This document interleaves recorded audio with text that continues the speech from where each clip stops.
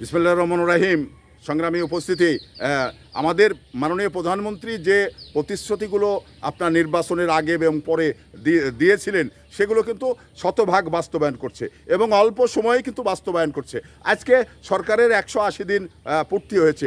তো 180 দিনে যে সমস্ত প্রকল্পগুলো বাস্তবায়ন করার কথা ছিল সেগুলো কিন্তু শতভাগ বাস্তবায়ন করেছেন।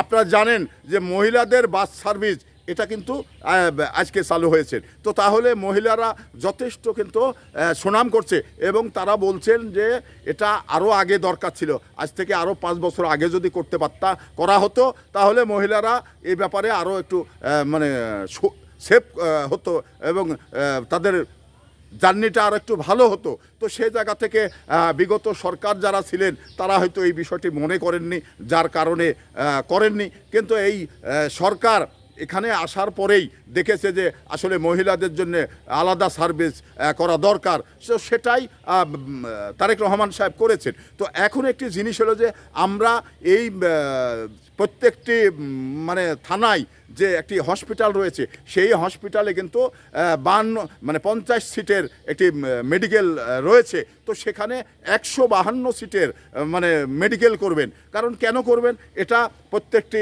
থানায় আসলে ব্যাপক মানে জলবল নিয়োগ করা দরকার। কারণ আমরা কিন্তু কোনো কিছু হলেই মানে উপজেলা স্বাস্থ্য কেন্দ্রটা পাঠিয়ে দেন যে রাজশাহীতে যান। তো এখানে উপজেলা স্বাস্থ্য যে ব্যবস্থা রয়েছে, তো সেই ব্যবস্থাগুলো আসলে যদি আরও মানে জনবল শক্তিশালী না করা যায়, জনবল যদি ব্যাপকভাবে না করা যায় তাহলে কিন্তু মানুষ মানে চিকিৎসা থেকে বিরত হচ্ছে।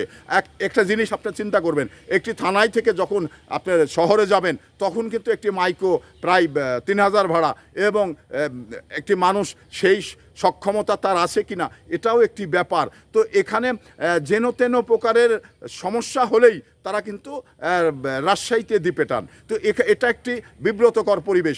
আমরা বাঘাতে একটি মেডিকেল রয়েছে বা স্বাস্থ্য কেন্দ্র রয়েছে, তো সেই কেন্দ্রে আমরা চিকিৎসা পাবো না কোনো কিছু হলেই রাতের অন্ধকারে বা রাত 12টার দিকে, তখন কিন্তু তারা দেখে অমনি বলেন যে আপনারা রাজশাহী ইমার্জেন্সিতে চলে যান। তো এখানে আসলেই যে মেডিকেলটি তারেক রহমান সাহেব আগামীতে 152 শয্যা করতে যাচ্ছেন এটা কিন্তু ইতিবাচক। কারণ প্রত্যেকটি থানায় যদি এই ধরনের মানে 50 শয্যা থেকে 152 শয্যায় মানে উন্নীত করে তাহলে কিন্তু জনগণের ভোগান্তিটা অনেকটাই কমবে। কারণ সেখানে তখন কিন্তু ডাক্তাররাও বেশি নিয়োগ করবেন এবং অন্যান্য ব্যবস্থাগুলো যেমন অপারেশন করার ব্যবস্থাগুলো এখানে হয়তো করবেন। তো এই জিনিসগুলো যদি আমাদের প্রত্যেকটি থানাতে দেন তাহলে আমাদের জন্য আরও কিন্তু ভালো হয় এবং আমরা কিন্তু তখন শহরে এত আমাদের প্রয়োজন হবে না। কারণ আমরা গ্রামে বসেই তৃণমূলে বসেই যদি